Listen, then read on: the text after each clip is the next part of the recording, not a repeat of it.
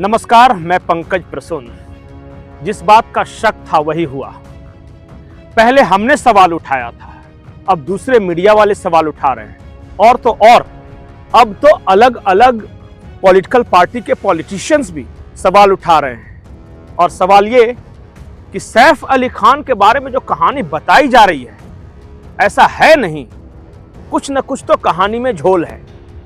सबसे पहले आइए दो महाराष्ट्र के बड़े नेता संजय राउत और संजय निरुपम, ये दोनों संजय मिलकर तीसरे एस यानी सैफ के बारे में क्या कह रहे हैं, उस पूरी घटना के बारे में पहले सुन लीजिए दोनों का बयान, उसके बाद आगे की कहानी बताते हैं। अब ये मेडिकल चमत्कार है, तो मैं उनकी जो स्वास्थ्य है उनके लिए मैं शुभकामनाएं दूंगा।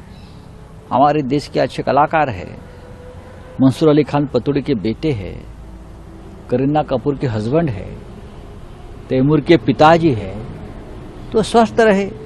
चाकू कितना भी अंदर घुसा हुआ आदमी जिंदा है और अपने पैरों पर चलकर घर जा रहा है।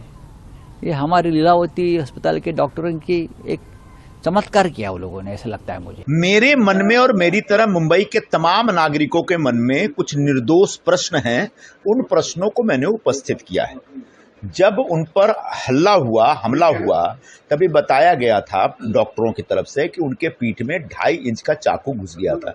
डॉक्टरों ने यह भी बताया कि 6 घंटे तक ऑपरेशन चला और उसके बाद ऑटो वाले ने बताया कि लहूलुहान अवस्था में ये स्ट्रेचर पर टांग करके पहुंचाए गए थे हॉस्पिटल में। उसके बाद वो इलाज इतना बढ़िया था, या मैं कह सकता हूं कि मेडिकल सेक्टर इतना तरक्की कर गया है कि 4 दिन बाद मैं देखता हूं कि सैफ अली खान साहब एकदम उछलते कूदते अपने घर लौट आते हैं। तो मेरे मन में कुछ सवाल उठा कि क्या सैफ फिजिकली इतने फिट है, उसकी वजह से रिकवर किए इतना फास्ट? वो जिम जाते हैं, इसकी वजह से रिकवर किए फास्ट, या कोई और कारण है? अब बताया जाना चाहिए कि जो हमला था वो कितना घातक था।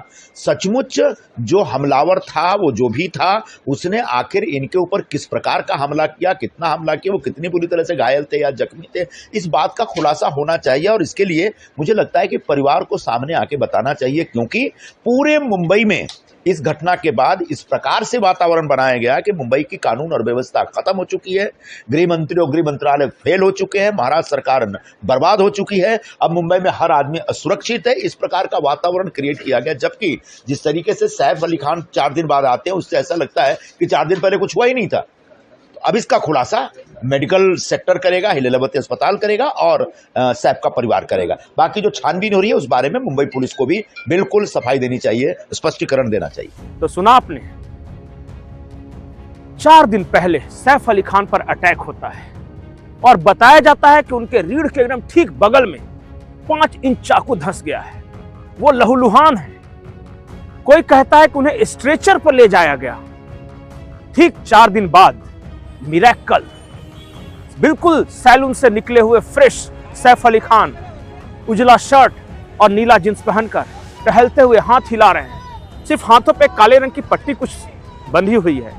लग ही नहीं रहा है सैफ अली खान को देखकर कि 4 दिन पहले किस इंसान पे जानलेवा हमला हुआ है। और संजय निरुपम और संजय राउत दोनों का कहना है कि या तो मेडिकल साइंस ने इतनी तरक्की कर ली है कि 4 दिन के अंदर एक अधमरे इंसान को बिल्कुल तरोताजा बना दे, या फिर जो कहानी बताई जा रही है उसमें कहीं ना कहीं झोल है। कई सवाल हैं, लेकिन एक सवाल देश के एक प्रतिष्ठित अखबार ने उठाया है, नाम है दैनिक भास्कर। दैनिक भास्कर ने सवाल में यह कहा है कि ये दोनों शख्स को देखिए, एक जो सीसीटीवी फुटेज में उतरता हुआ दिख रहा है और दूसरा शख्स जिसे पुलिस ने हिरासत में लिया है और कह रही है कि यही आदमी चोरी करने पहुंचा था। अब अखबार ने फॉरेंसिक एक्सपर्ट के हवाले से दावा किया है कि जो आदमी सीढ़ियों के सहारे उतर रहा है या सीसीटीवी फुटेज में दिख रहा है, वो तो बिल्कुल अलग इंसान है, और जिससे मुंबई पुलिस ने पकड़ के पेश किया कि यह बांग्लादेशी है, शरीफुल है, इसने चोरी किया, वो बिल्कुल अलग इंसान। और ये फॉरेंसिक एक्सपर्ट का कहना है।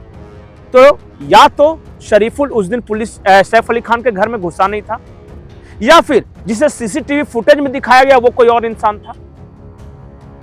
अब हम अपनी ओर से कुछ नहीं कह रहे हैं, जो भी कहा जा रहा है या तो फॉरेंसिक एक्सपर्ट कर रहे हैं, या फिर देश के बड़े अखबार कह रहे हैं, या फिर नेता कह रहे हैं। कुछ सवाल जिसका जवाब आज तक नहीं मिल सका वो ये कि करीना कपूर घटना के वक्त कहां थी।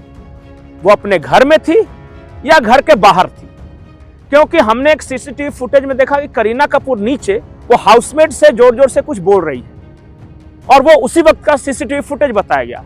लेकिन रिया चक्रवर्ती का इंस्टाग्राम ये कह रहा है कि करीना कपूर उस दिन घर से बाहर कहीं पार्टी कर रही थी। तो करीना कपूर को सामने आना चाहिए, बताना चाहिए कि वो उस वक्त एग्जैक्टली थी कहां।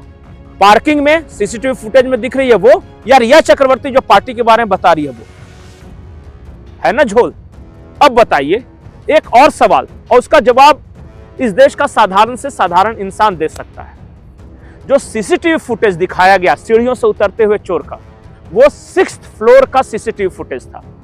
तो 12वें फ्लोर से लेकर और नीचे तक सिर्फ 6ठे फ्लोर का सीसीटीवी फुटेज काम कर रहा था या बाकी कोई सीसीटीवी फुटेज काम नहीं कर रहा था?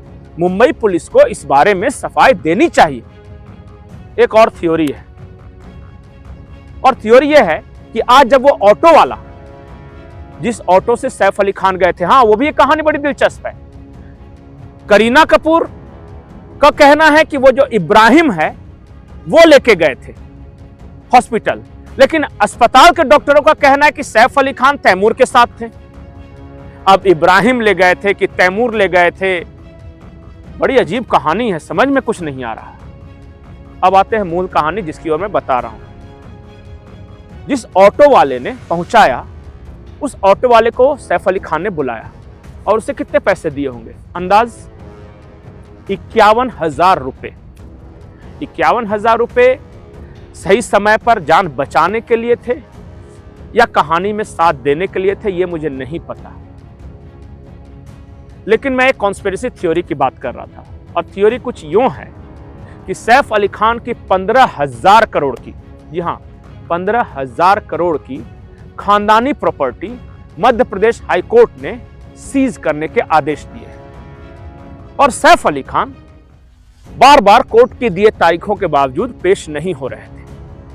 तो कुछ लोगों का यह भी अनुमान है या उनका कहना है कि 15,000 करोड़ वाली जो प्रॉपर्टी सीज हुई है उससे ध्यान भटकाने के लिए ये कहानी बनाई गई है कि जानलेवा हमला हो गया और वो अधमरे थे, ताकि सहानुभूति प्राप्त की जा सके। ये एक पीआर एक्सरसाइज था। कुछ लोग कह रहे कि पीआर एक्सरसाइज जो था वो उस प्रॉपर्टी को लेकर नहीं था, बल्कि इनकी एक फिल्म आने वाली है, उससे पहले ये एक ड्रामा क्रिएट करना चाहते थे। वो सारी कहानी उसी के ऊपर है। अब मुझे नहीं पता कि सच्चाई क्या है।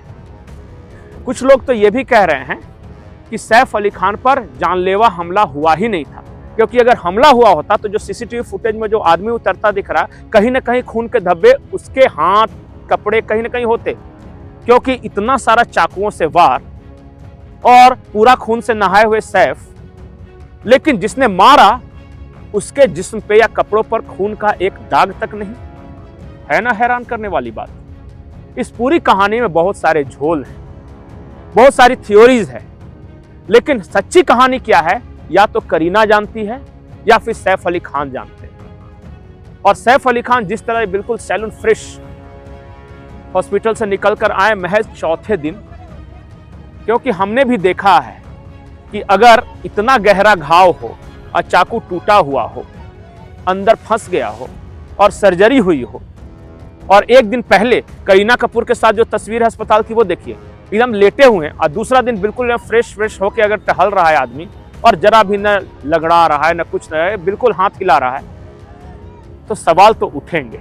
आपको क्या लगता है, सैफ अली खान की कहानी में वास्तव में झोल है या नहीं, या वाकई वही शख्स पकड़ा गया जिसे बांग्लादेशी बताया जो सीसीटीवी फुटेज में दिख रहा था? क्योंकि फोरेंसिक एक्सपर्ट तो ऐसा नहीं मानते कि दोनों दो इंसान। करीना कपूर कहां थी, इसका जवाब नहीं। तैमूर के साथ गए थे या इमरान के साथ गए थे, इसका जवाब नहीं। 6ठे मंजिले की सीसीटीवी फुटेज में क्यों आया, इसका जवाब नहीं। और सबसे बड़ा सवाल ये कि जिसने चाकू मारा उसके शर्ट, कपड़ों पर, हाथ पर खून का एक दाग नहीं। और आमतौर पे हम जब झगड़ा करते हैं ना तो आगे से चाकू मारते हैं, वो आदमी पीछे से जाके सैफ अली खान के रीढ़ के हड्डी के पास चाकू कैसे मारा?